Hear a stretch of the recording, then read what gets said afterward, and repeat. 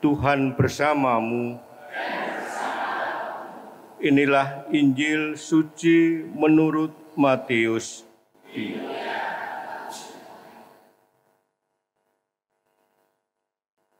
Pada waktu itu Yesus masuk ke kota Kapernaum, maka datanglah seorang perwira mendapatkan dia dan mohon kepadanya, "Tuan, hambaku terbaring di rumah karena sakit lumpuh dan ia sangat menderita." Yesus berkata kepadanya, "Aku akan datang menyembuhkannya." Tetapi perwira itu menjawab, "Tuan, aku tidak layak menerima Tuan dalam rumahku. Katakan saja sepatah kata, maka hambaku itu akan sembuh. Sebab aku sendiri seorang bawahan dan di bawahku ada pula prajurit.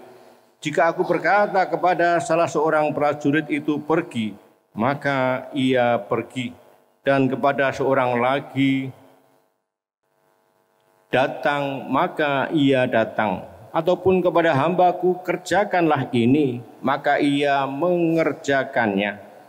Mendengar hal itu, heranlah Yesus, maka ia berkata kepada mereka yang mengikutinya, "Aku berkata kepadamu, sesungguhnya iman sebesar ini tidak pernah kujumpai pada seorang pun di antara orang Israel.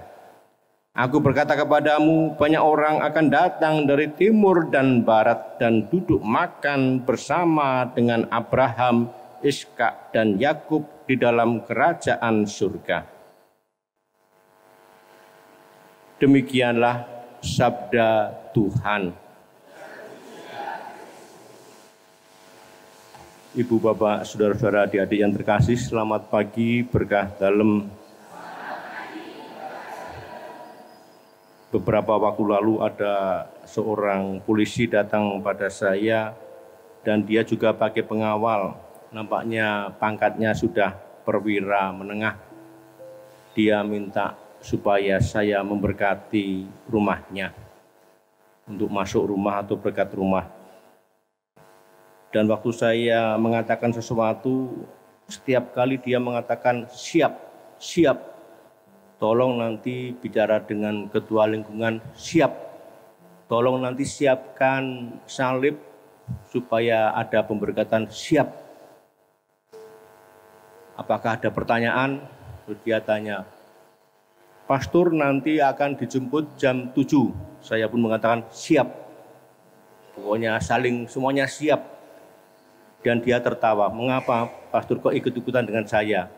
Saya katakan itulah menggambarkan sikap iman. Dan memang jam 7 saya dijemput dengan anak buahnya yang nyebut, bukan dia, dan seterusnya. Kerangka ketaatan iman militer nampaknya masuk juga dalam Injil. Dan orang itu merasa tidak pantas Tuhan datang ke rumahnya. Tapi dia siap.